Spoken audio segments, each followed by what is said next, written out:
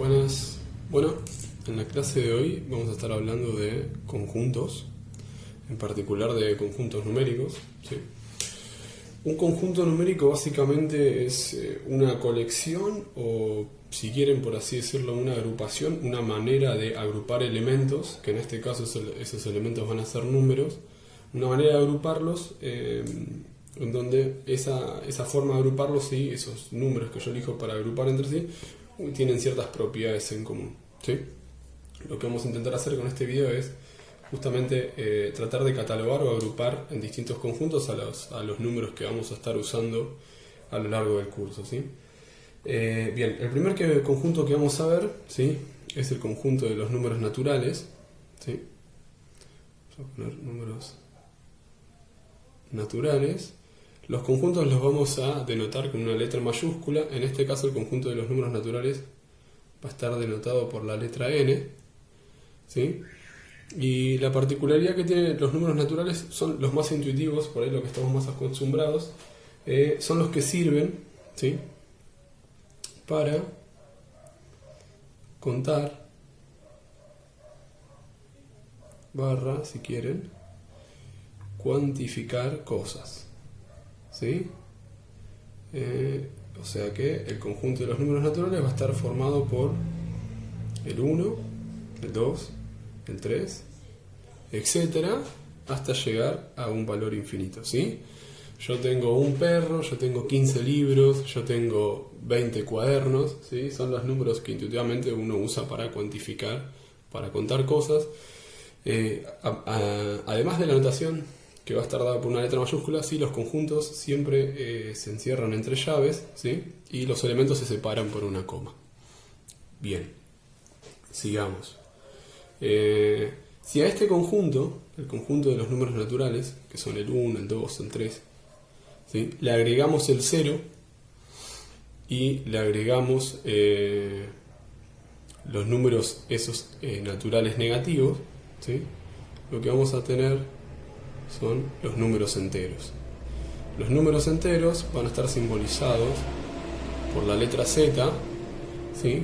Y esto va a ser básicamente el conjunto de... vamos a suponer que venimos desde el menos infinito, ¿sí? Agarramos los naturales negativos, por ejemplo menos 3, menos 2, menos 1, agarramos el 0, agarramos el 1 y así seguimos, ¿sí? Hasta llegar al infinito. Bien, ¿son los únicos conjuntos? No. Con esto yo tampoco podría definir o, por así decirlo, encerrar a todos los números con los que uno está acostumbrado a trabajar, ¿no? Así que vamos a seguir. El tercer conjunto que vamos a ver es el conjunto de los números racionales.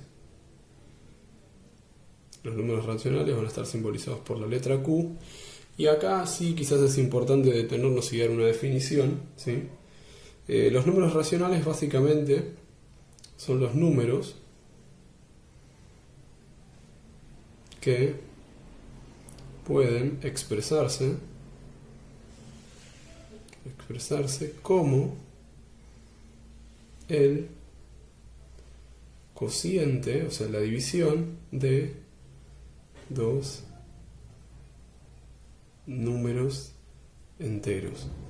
Estos tipos de números surgen de la necesidad de quizás no expresar la totalidad, sino alguna cierta parte, ¿no? O alguna cierta, valga la redundancia, cierta fracción de algún número entero, ¿sí?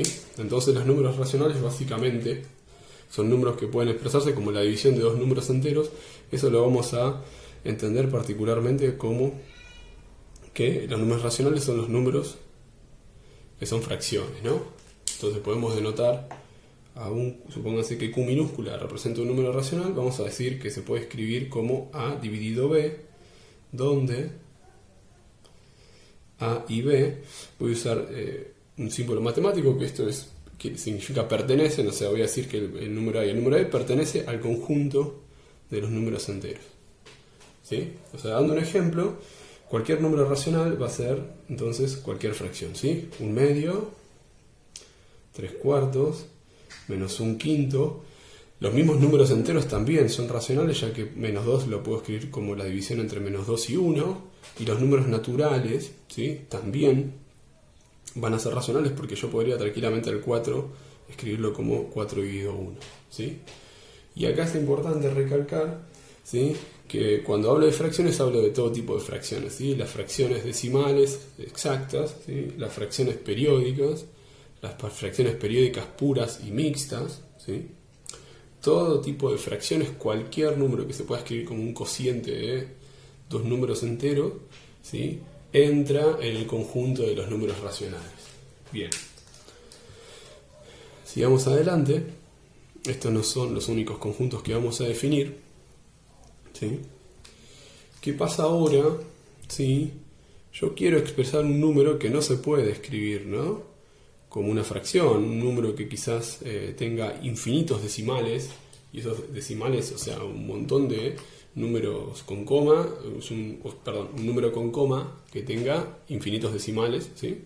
Bueno, ese tipo de números va a entrar en este conjunto. Vamos a poner números irracionales. ¿Sí? Esto va a estar denotado con la letra I. Y acá de vuelta vamos a hacer hincapié en la definición. Si los anteriores eran racionales, estos son irracionales, y ya quizás esto les denote algo como que vendrían a ser todo lo contrario. Y básicamente son los números que no se pueden escribir. No se pueden escribir como el cociente de dos enteros. ¿Sí? O sea, este tipo de números no se pueden escribir como fracción. ¿Sí? Y vamos a pensar en esos números como un número con infinitos decimales. ¿Sí? Un ejemplo de este tipo de números sería la raíz de 2. Si uno resuelve esto, llega a que la raíz de 2 es aproximadamente 1,41421, y siguiendo así infinitamente, la raíz de 3, que es 1,73205, infinitos decimales. Uno muy conocido, ¿sí?, que recibe, ¿no?, o sea, la nomenclatura es un símbolo, ¿sí?, que es el número pi, 3,141592, ¿sí? Y podríamos también poner como ejemplo el número e, también otro número muy conocido y muy usado, que es aproximadamente esto. Entonces, todos esos números que no se pueden escribir como el cociente de dos números enteros, o sea, que no se pueden representar mediante una fracción, entran en el conjunto de los números irracionales, ¿sí? Esos son los cuatro conjuntos básicos que nosotros vamos a definir, ¿sí? Y con esto lo que vamos a tener, ¿no?, si uno encierra o engloba o agarra todos esos conjuntos y los intenta meter dentro de un conjunto más grande, lo que va a tener es justamente el conjunto de todos los números reales, que es el conjunto de números con el que vamos a estar trabajando durante todo el curso, ¿sí? Así que hagamos una pequeña observación, y es que, por definición, teníamos primero los números naturales, que son los que usamos para cuantificar cosas, ¿sí? Supónganse que esto es el conjunto de los naturales. Después teníamos los enteros, ¿sí? Acá tenemos a menos 1, menos 2, menos 5, menos 80, 0, 1, 2, 3. Así que dentro del z, o sea, los naturales van a vivir adentro del z, ¿sí? O sea, un natural está contenido, se va a decir que está dentro del z. Y a su vez, ¿sí?, estos van a vivir adentro de los racionales, ¿no? Porque vimos que cualquier número natural y cualquier número entero se puede escribir como una fracción, ¿sí? Así que lo que vamos a tener es un conjunto más grande de esta forma, ¿sí? Si nosotros a este conjunto, ¿sí?, en donde n y z viven dentro de Q, le sumamos el conjunto I definido recién, ¿sí?, y lo que hacemos es encerrar a estos dos, ¿sí? Supónganse que los englobamos, ¿sí? Así que los englobamos así. Lo que vamos a tener es que todo este conjunto va a representar el conjunto de los números reales. Y este conjunto en su completitud, ¿sí?, tiene la particularidad de que va a poder ser representado en una recta, que vamos a llamar la recta real, ¿sí? Y aquí uno puede dar una representación gráfica de todos estos números, ¿no? Yo podría ubicar, por ejemplo, acá el 0, podría ubicar, por ejemplo, un z, ¿no? Podría buscar otro z menos 1, acá voy a tener el 1, tranquilamente voy a tener un medio, ¿sí? Tranquilamente por acá aproximadamente voy a tener una raíz de 2, voy a tener el 2, entonces todos estos números, estos conjuntos que acabamos de definir, podrían estar representados en una recta, y esa recta va a ser el conjunto de los números reales, ¿sí?